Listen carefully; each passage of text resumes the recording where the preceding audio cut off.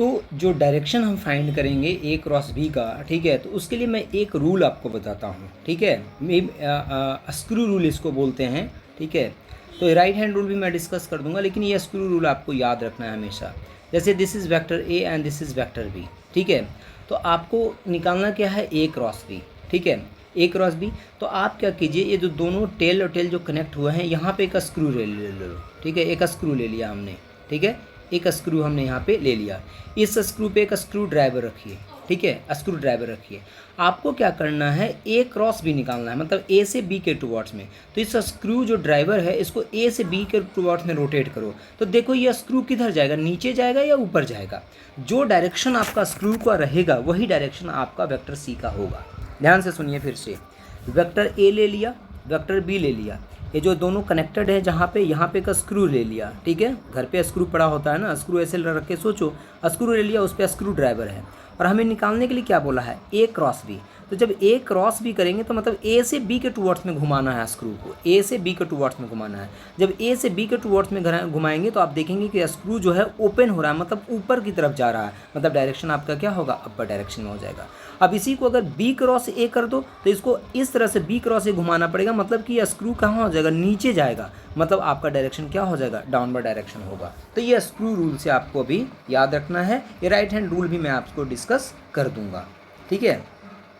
Now तो the vector product of two vector is thus defined as a vector having magnitude equal to the product of the magnitude of two vector with the sine of the smaller angle between them. वहाँ पे dot में cosine होता था, यहाँ पे sign.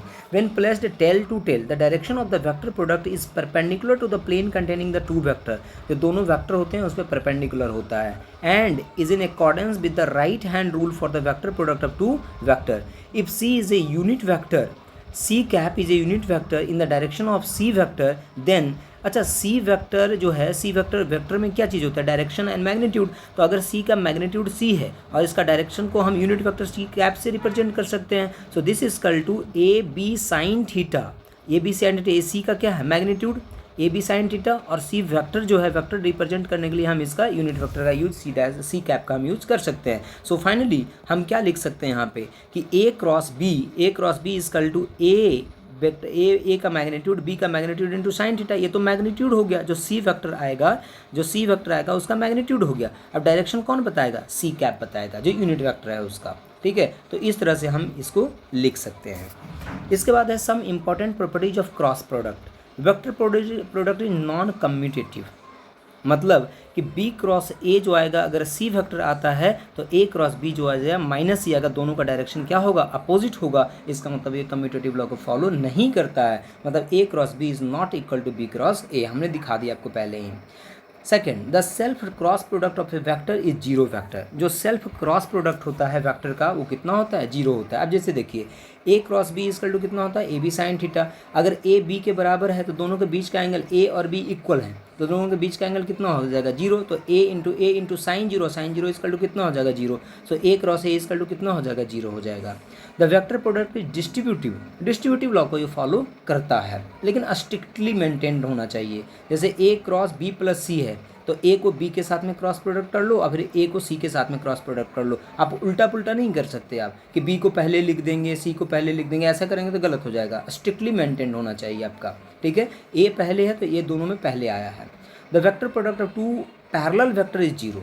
अगर parallel vector है तो फिर वही बात, पैरेलल वेक्टर मतलब एंगल कितना है, 0 डिग्री है, तो A B sine zero, so this is equal to zero, ठीक है। The magnitude of vector product of two vector A and B varies from zero to A B. जो magnitude होता है, जो क्रॉस प्रोडक्ट का जो मैग्नीट्यूड होता है वो कहाँ से कहाँ वेरी करता है, zero to A B vary करता है।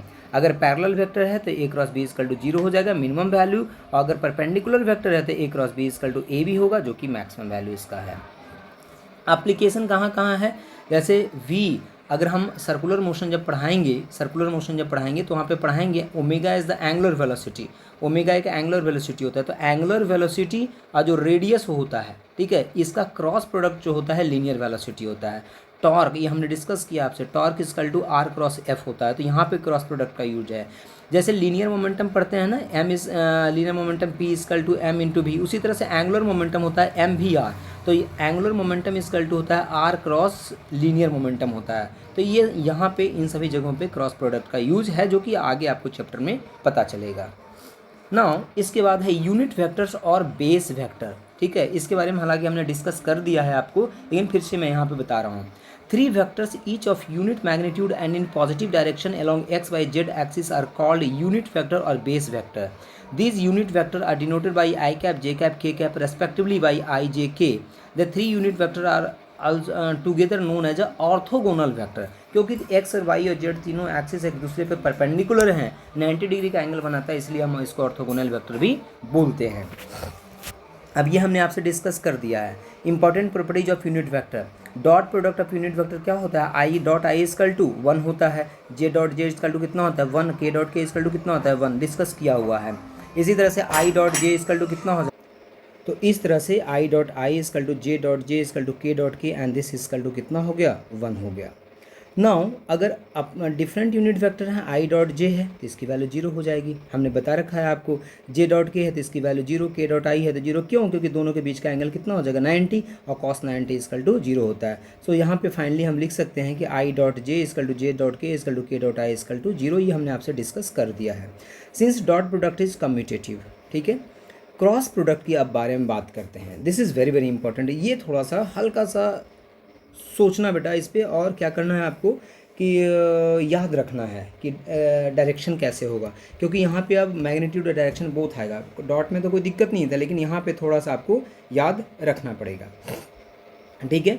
अब जैसे cross product of unit vector या ऑर्थोगोनल वेक्टर का क्रॉस प्रोडक्ट क्या होगा, जैसे अगर आई क्रॉस आई है तो आई क्रॉस आई मतलब दोनों के बीच का एंगल कितना हो गया 0, मतलब आई का मैग्नीट्यूड 1, आई का मैग्नीट्यूड 1 इंटू साइन, दोनों के बीच का एंगल कितना है 0, तो यहाँ पे तो क्रॉस में साइन आता है, तो साइन 0 इक्वल टू कितना हो गया 0। इसका मतलब कि I cross I, J cross J and K cross K की वैल्यू कितनी हो जाएगी 0 हो जाएगी, ठीक है। इसका मतलब कि I cross I, J cross मतलब कि सिमिलर, देखो डॉट में सिमिलर में क्या होता था 1 होता था वैल्यू, डॉट में सिमिलर अगर सेम तरह का अगर यूनिट वेक्टर है तो उसका डॉट प्रोडक्ट क्या होता था 1, लेकिन क्रॉस प्रोडक्ट में सिमिलर जो यूनिट वेक्टर्स होते हैं उसका जो क्रॉस प्रोडक्ट होता है वो 0 होता है। अपोजिट है बेटा, देखो अगर क्रॉस प्रोडक्ट दो अपोजिट डिफरेंट यूनिट वेक्टर का निकालें, जैसे आई क्रॉस जे, तो आई का मैग्नीट्यूड 1, जे का 1 और इनटू दोनों के बीच का एंगल कितना 90, so sine 90 and this equal to 1। लेकिन 1 तो आ गया मैग्नीट्यूड, डायरेक्शन क्या होगा बेटा, डायरेक्शन इसका क्या होगा, let this is I and this is J, ठीक है। तो आपको क्या करना है, यहाँ पे स्क्रू रखना है, यहाँ पे स्क्रू रखना है, यह स्क्रू ड्राइवर हो गया, यह स्क्रू हो गया, यह स्क्रू ड्राइवर हो गया इस पर, ठीक है। स्क्रू ड्राइवर क्या करना है, आई से जे, ठीक है, आई क्रॉस जे निकाल रहे हैं, तो आई से जे जब घुमाओगे तो किधर जाएगा, ये जो है आई क्रॉस जे करोगे तो ये क्या आ जाएगा, ये पेज जो है बाहर की तरफ आएगा, मतलब बाहर की तरफ कौन सा डायरेक्शन है, जेड डायरेक्शन, मतलब किस डायरेक्शन में आ जाएगा आई क्रॉस जे, के डायरेक्शन में। सो देखो यहाँ पे लिखा है मैग्नीट्यूड तो 1 ही हो जाएगा, मैग्नीट्यूड तो 1 होगा, I cross J equal to magnitude 1 होगा, but direction of I cross J when found by applying the right hand rule for the vector product of two vector it is found to be along O Z, the unit vector along the O Z is denoted by K vector, तो thus I cross J equal to K. इसी तरह से J cross K and K cross आई हम find करेंगे, ठीक है। अब ये जो है मैं जूम पे डिस्कस करूँगा आपसे।